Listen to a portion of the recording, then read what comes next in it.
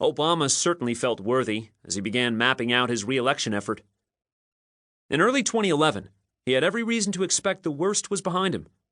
Months of positive employment reports suggested he'd be able to run on a real, robust recovery.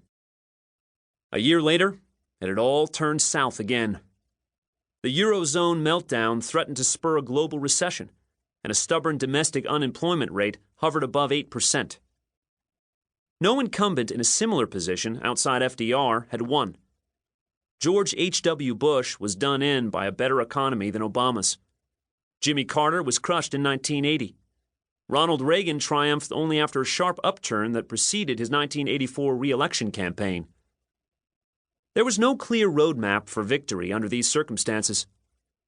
Obama's methodical 2008 campaign manager, David Plouffe, was fond of saying that no other president in history had ever faced such a radical change in atmospherics from his first election to his second. At first, Obama's political team knew only what not to do.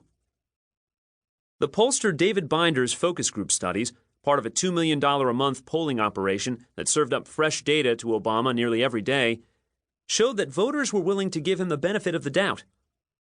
They didn't blame him for the mess. They basically bought his assertion that he had inherited the crisis. But they were happy, even eager, to punish Obama if he suggested things were getting better. "Don't tell us things are getting better. We won't buy it," the people in the focus groups told Binder's team. It was a catch-22. How could Obama convince an electorate that believed the country was on the wrong track to let him keep driving the train? Poll after poll showed that voters liked Obama a lot better than Romney, but they trusted the former businessman a lot more when it came to steering the economy out of the ditch.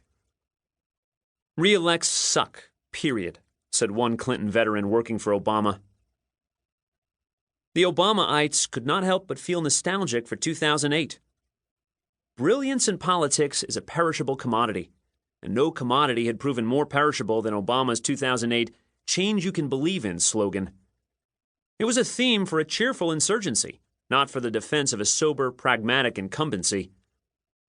Obama and his advisors fell back on the timeless method that has essentially become the default option for presidential re-election campaigns, despite his promises to change the process.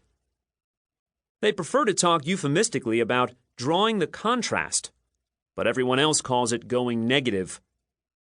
This was something very different from the formula that elected the country's first African-American president, but it would have to do.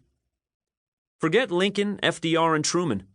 This time they would have to emulate, of all people, George W. Bush, who succeeded in turning his shaky 2004 re-election campaign into a referendum on another flawed, charisma-challenged Massachusetts pol.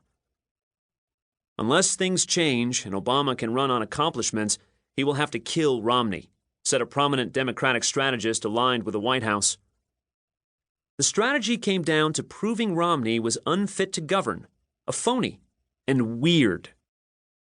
If the outside world found that approach jarring, Obama didn't. In interviews with 24 current and former Obama advisors, not one said he expressed reservations, at least in the beginning, about the kill Romney strategy, and he personally signed off on all of his campaign's paid advertising, although he often toned down the very harshest attacks. In 2008, Obama cloaked his killer instinct in the more attractive vestments of his inspiring personal narrative. Phil Singer, one of the tough New York-bred operatives who surrounded Hillary Clinton that year, still suspects his boss could have beaten the real Obama, the hard-edged politician. Yet she didn't stand a chance against Obama the book. "We were running against a biography, not a politician. We were screwed," says Singer, now a consultant and political advisor to Governor Andrew Cuomo of New York. It was a measure of how much things had changed that Obama cribbed his go-to retort in 2012 from one of the Democrats he trounced 4 years earlier, Joe Biden. "Don't compare me to the almighty. Compare me to the alternative," Obama began telling his audiences in 2011. The line came from Biden, whose 1988 presidential campaign was sunk by a quote-lifting scandal. So the vice president was careful to credit its provenance. The late Boston mayor, Kevin White, said it first.